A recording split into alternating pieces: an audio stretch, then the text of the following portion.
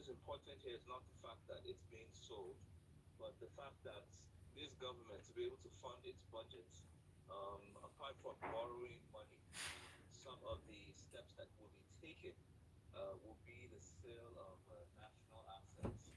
Although this will come by way of approval from the National Assembly, this will span as far as uh, paraphernalia of the presidency, homes, houses, um,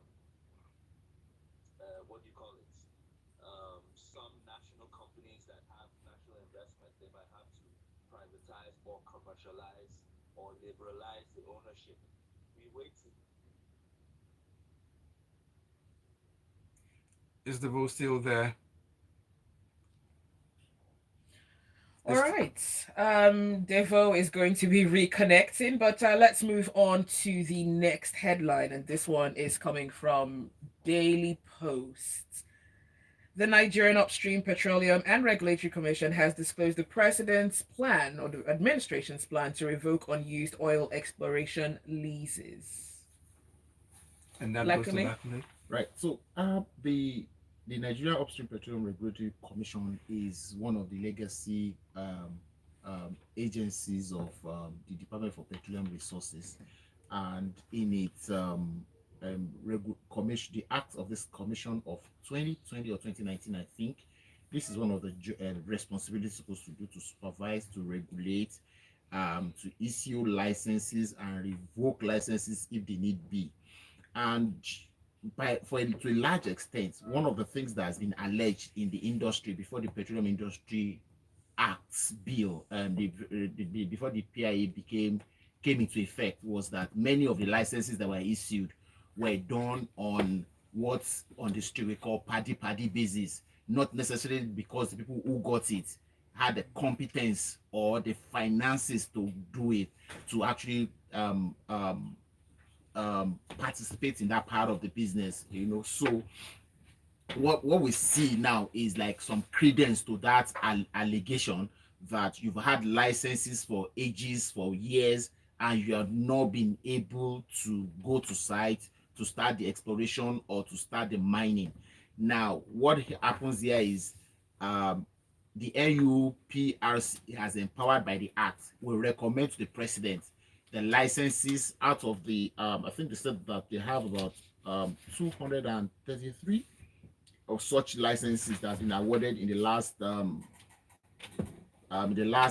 5 or 6 years or thereabout, and that they would be looking at that, and about 60% of those licenses are are the ones that are concerned in this. So would expect, what we would like to see is to see that the names of the organizations who got these licenses be published, and possibly to also lift the veil on it, to also know the owners behind them, so that we won't go around again and reissue the same licenses to these people. So we look forward to the publishing of this list and the eventual revocation, and would also want to see how the process for the bidding for the license for those the license again for to new people, how it will go. Thank you very much, Lakunle. So it's just a fine place to drift over now and get Devoe to help us close up this, because it seemed like you'll be dealing with a lot of assets this morning for us and help us understand what we should be doing with them. So, but close up that story before we had that glitch there, where you were speaking on the presidential feed up for sale for the benefit of the listener. So, is this going through the normal procurement process, so we know that we can someone who intends to buy may be listening, so speak to that aspect of procurement if it's gone through that aspect. Yeah, definitely. It's part of the National Procurement Act. Like I said, it's one of the ways the federal government will raise funds for the budget. And it's not just about equipment. It's not a yard sale. It's actually looking at things that the federal government spends extra budget on to maintain. Where in an instance, some cases, like in terms of equipment, you would rather lease instead of own. In some terms of companies, you would rather privatize or commercialize or liberalize the ownership. A very good case is LNG, or the way the NNPC runs, whereby the NNPC or the LNG has a portion which is represented by the federal government, and then the bulk of it is the private sector. Thank you. So, but what's the closing date for the bid? Is there a time so persons know if they are gathering monies to get this or doing a joint bidding for it? Well, it's open till 2000. No, no, no. It's open till. Sorry. Okay. Well, while you sort out the date, Yes, the So- 24th of December. this year. Yes, do not open. That's when the bid should be in. Okay, so let's go over now to the Punch newspaper where you still have some assets to help us understand what's going on there. The House of Representatives vowed to recover national assets acquired through fraud, and that's what the Punch newspaper is speaking to this morning. How can we get these assets back, and how did they even get to be acquired by fraud? Were we sleeping? Well, I guess we were. The question here is which one of us is holding on to federal government assets? Zibby, do you have federal government assets? I wish. You see, this is how we've lived in this country. We don't even have enough time for this story because here the chairman, House Representatives on Public Assets, Ademorin Kuye, has said as the chairman of the committee, I'm ready to step on toes. We're ready to go all the way to ensure federal government assets are recovered from looters, from people who misappropriated them in public and private sectors. We have the backing of the president and the leadership of the National Assembly. I'm sure many people still remember Mr. Chairman, Mr. Senate President, please off your mic. Honorable Minister. Honorable, that hasn't left us.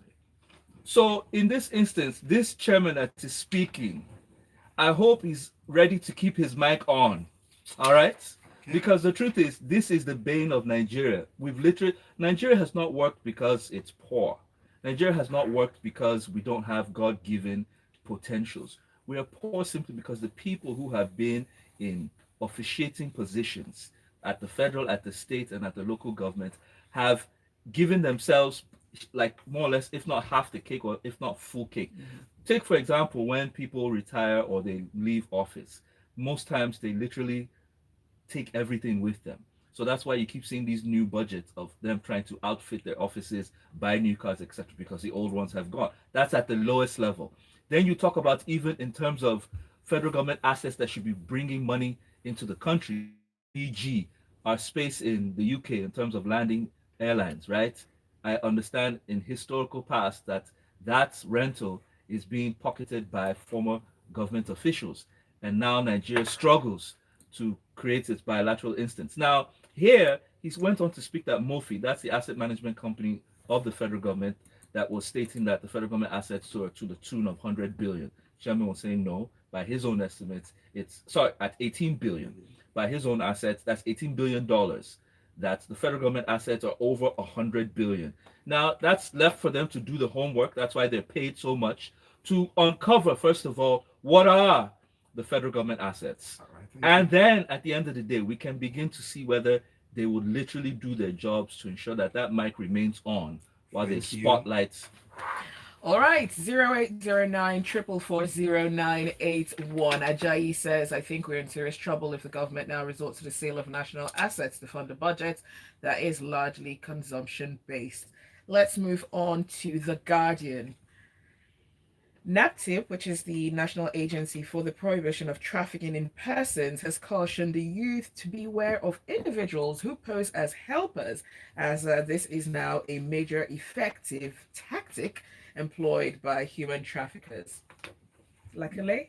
Now, this story is of particular interest for me as more like a public service announcement and advisory for people.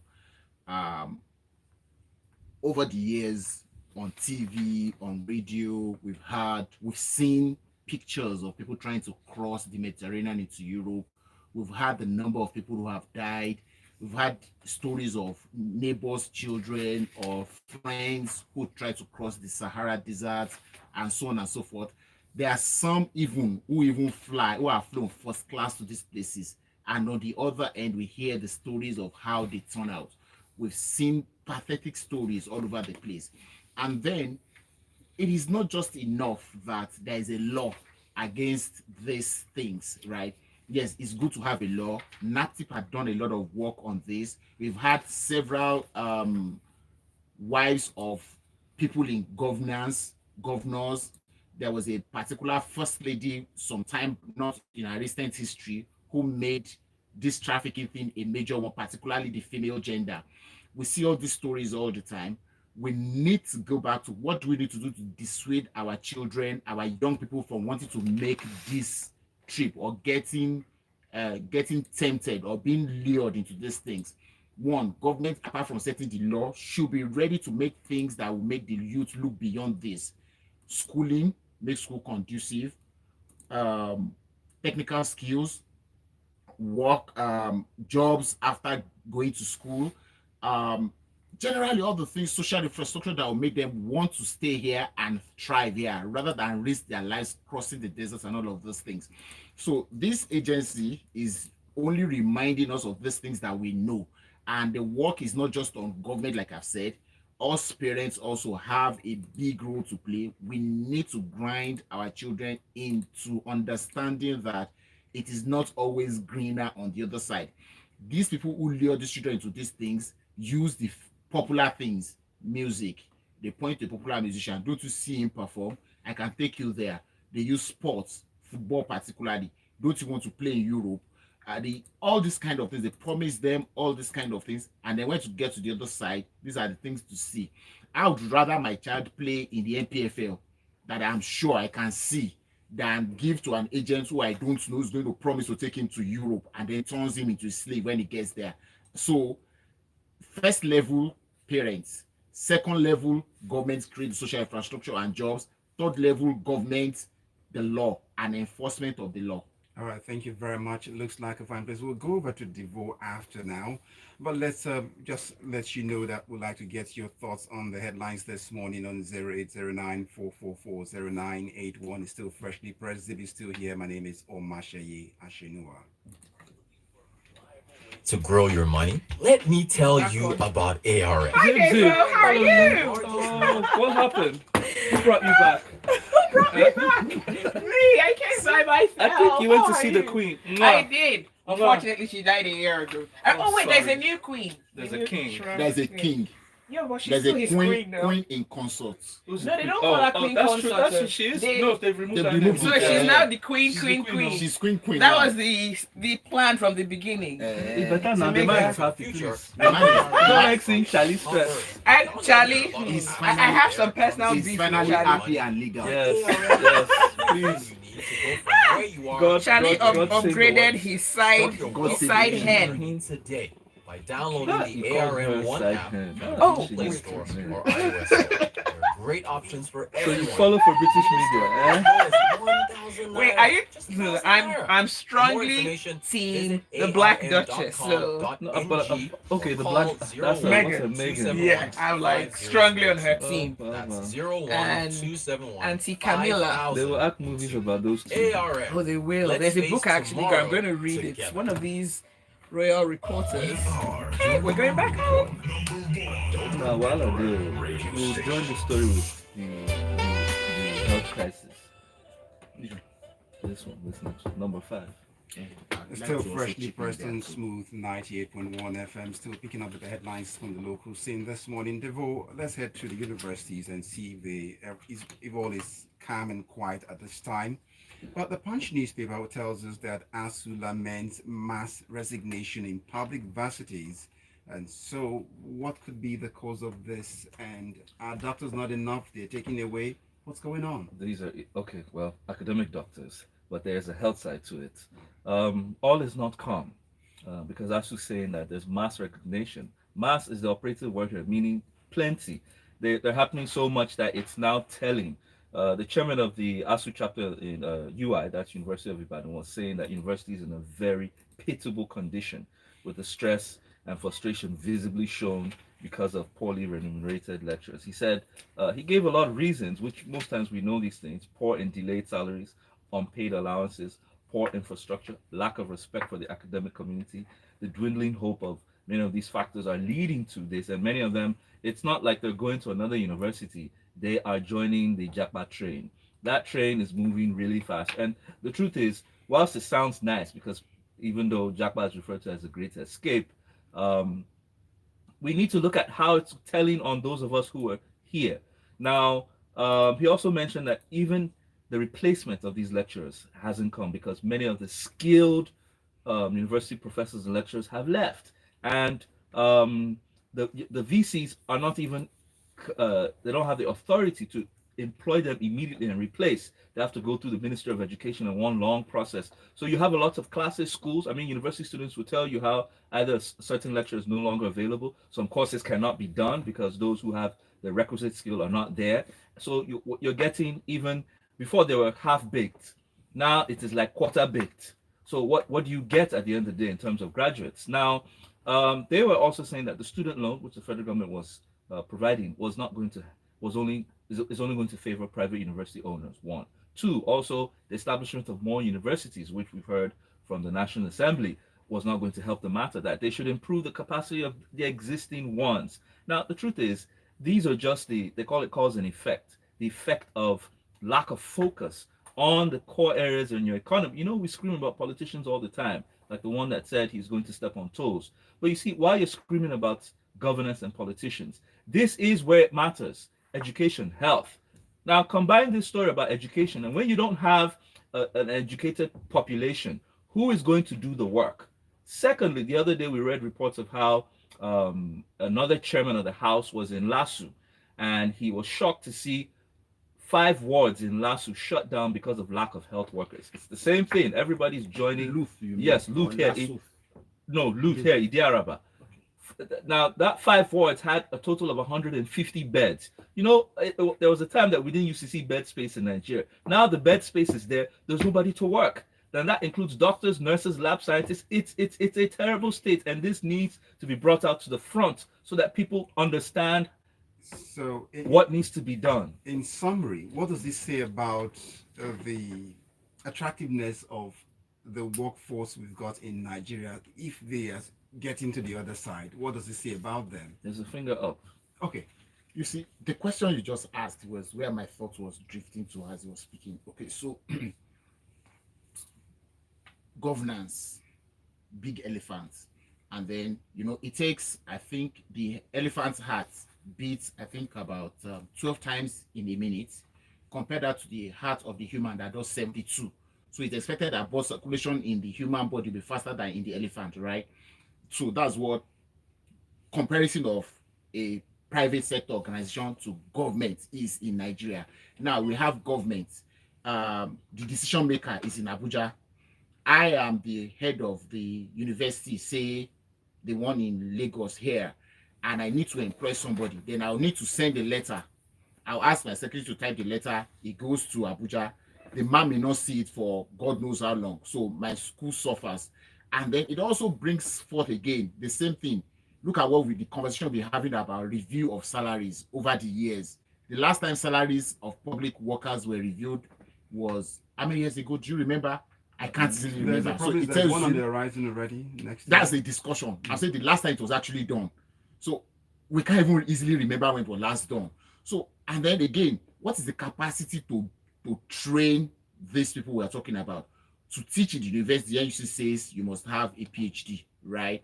How many universities today have capacity to admit people who want to study for the PhD, and then you can convince them to stay? Even go before that, how many students who are graduating first degree today wants to stay back to get the MSc and PhD to teach? Because they are seeing the suffering the lecturers ahead of them are going through, right? They don't want to stay. Now, the lecturer who is there, who goes to a conference and talks a lot of brilliance, and then the university from Cotonou is just there and just offers him something marginal, 20% of what he earns in Nigeria. The man looks at the 20% and is saying, with this 20% with what I earn, I can do this. How easy is it for him not to want to leave? By recommendation. So those are the easy things. So the first things that we need to do, it is not starting new universities. It is to improve the capacity of the ones we have. Joined together, all the universities in Nigeria do not produce up to 2,000 medical doctors in a year. The maximum one you have, University of Ibadan has, LUC's maximum number is 150 or 200. My recommendation. So a state of emergency. NBA just sanctioned a university for admitting more than the approved number. So it's not just in the bits and pieces, we don't even know where to start from to Like I start to said, complain or to make these things my clear. my recommendation: a state of emergency All right. for education and health. Those are the two fundamental social services that any nation requires to stay alive. Thank you very much. All right, let's go on to WhatsApp. Wale says, my concern about trafficking is the fact that despite the knowledge of the danger, people are still willing to go. To a large extent, it's no longer about ignorance. It's just the fact that the Japa syndrome is being used in this instance to get people out. People are desperate due to current situations in Nigeria, and traffickers are taking advantage. Sad. Dami from Ketu says Nigeria doesn't have a revenue problem. We've always had a spending problem. Even if they sell Aso Rock, it will be wasted. We Okay, have a revenue problem. We have both. let's move on to Daily Trust. And this one says the federal government has charged the nation's MDAs on coming forth with the Industrial Revolution, utilizing AI, Internet of Things, blockchain technologies, and others to catch up with the global shift. Since 1960, I think that we've always tried to play catch up so before 1960, the colonials who were here brought a little bit of the second industrial revolution to us, right? And just as they left, the third revolution of the third industrial revolution, which was that digital revolution started. And that was when all your computing, your programming, all the things that you ordinarily would put in a machine to physically supervise, you can now put in a machine, and another machine supervises that machine. Right now, this fourth industrial revolution that we're talking about, it's about automation of the entire process. That even now in the world, people are saying artificial intelligence will take away people's jobs, and it is being. I don't think so, but that's another conversation on its own, because computers will always be garbage in, garbage out. But that's another conversation. But where we are today, it is pleasing to also note that we have a few tech heads in the current governance. The poster boy of this administration so far, in my opinion, the Honorable Minister for Passports. no, the Honorable Minister for Communications and Digital Economy, Dr. Bosuti Jani. He's been an advocate of this even when, as a private person, we would want him to see the lead in taking the lead. But here we are, the challenge. We don't have a national database of all citizens. We've started trying to have one since 1977. We've tried it in several ways. We've tried national ID. We've tried BVN. We are now at NIN. All our banks have our databases in silos, and so on and so forth.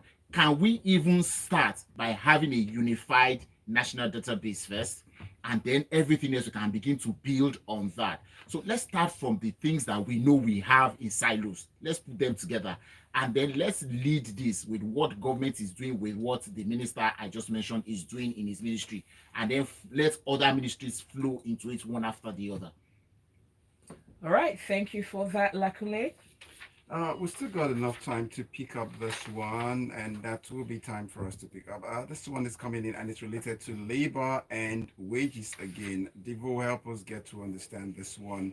NLC seeks new national minimum wage commensurate with cost of living, the Vanguard. Well, I think it's not new.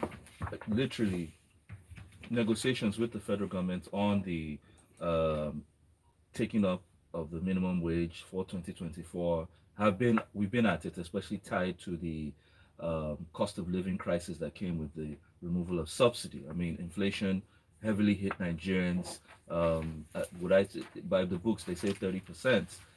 In reality, the prices of what you are buying. Now, the truth is, when we look at minimum wage, many people look at the very bottom.